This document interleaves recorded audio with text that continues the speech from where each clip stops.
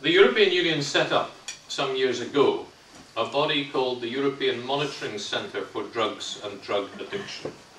It was established to look at the problem across the European Union, look at whether different policy approaches led to different outcomes.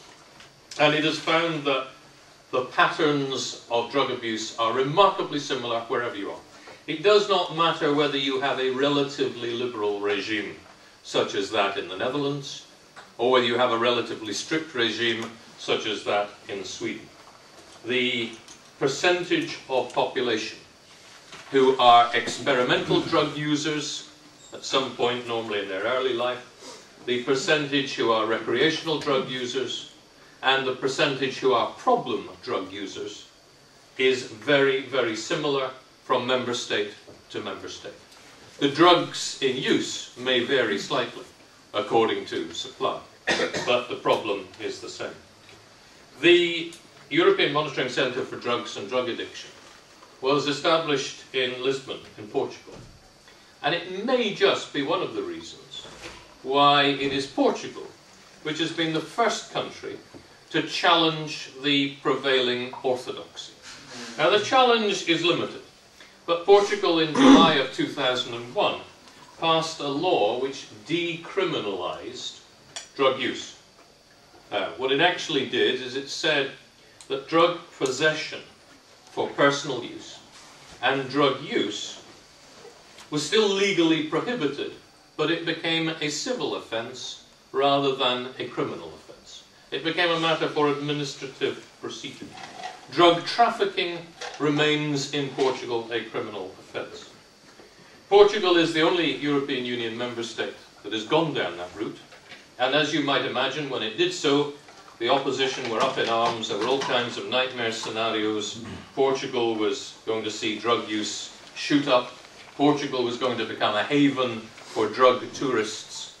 None of these have happened. What has happened is that Portugal has seen a fall in many categories of drug use. Legalization for Portugal was not a viable option. Why was it not a viable option? For the same reason that it wouldn't be a viable option for us in this country at the moment. Because there are all kinds of international treaties which impose on us an obligation to establish in domestic law a prohibition on drug use. So if you're going to change policy, you've got to change or secede from, withdraw from, all of these international treaties. But what has happened in Portugal through this policy is a whole series of changes.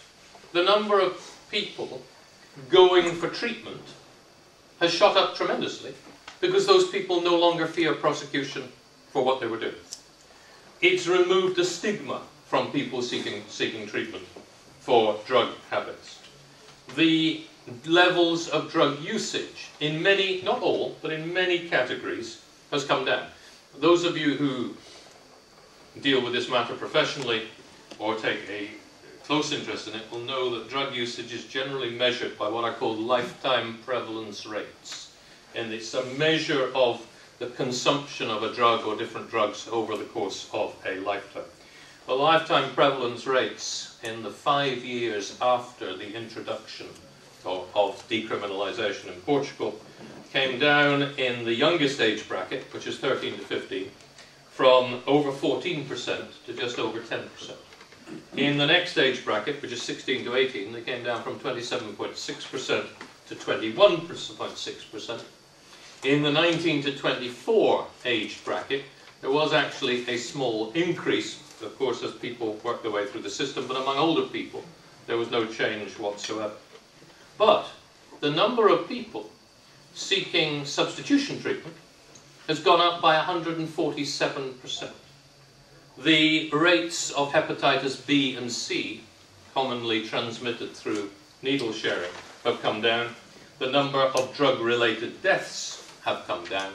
And Portugal now has the lowest lifetime prevalence rate for cannabis and almost the lowest lifetime prevalence rate for cocaine. Most EU member states have lifetime prevalence rates 2 or 3 times what Portugal has. And in almost every narcotic drug, Portugal has the lowest. I'm not advocating tonight that this country, or indeed even our party, should go for immediate legalization of all drugs. Though I would remind you that in this country until, I think it was 1921, but it might have been 1928, somebody can correct me, you could buy any drug over the counter of a state-registered chemist. And it is my belief that if that were the case today, government would be able to make sure that the supply of drugs was pure, or the drugs supplied were pure. Government would be able to make sure that drugs were supplied with needles or whatever is needed for treatment. And government would know where demand for drugs was highest, and therefore where to target the necessary campaign to bring down levels of drug abuse. We've done it with tobacco. We've been tremendously successful in cutting tobacco consumption in this country. And there is absolutely no reason why we shouldn't be almost as successful in cutting the usage of other drugs. The Labour government started off with the right intentions. And I remember having had many conversations with the first drugs czar who was appointed, Halliwell, who believed that the government was going to change policy. That's why he took on the job. He left the job fairly soon afterwards because he realised, in fact, the government did not have the balls to get to grips with the issue. And the difficulty we face, I believe, at the moment, is, as Einstein put it, that God placed limits on man's reason, but not on his stupidity. We have a policy which is stupid, and we've got to get it changed.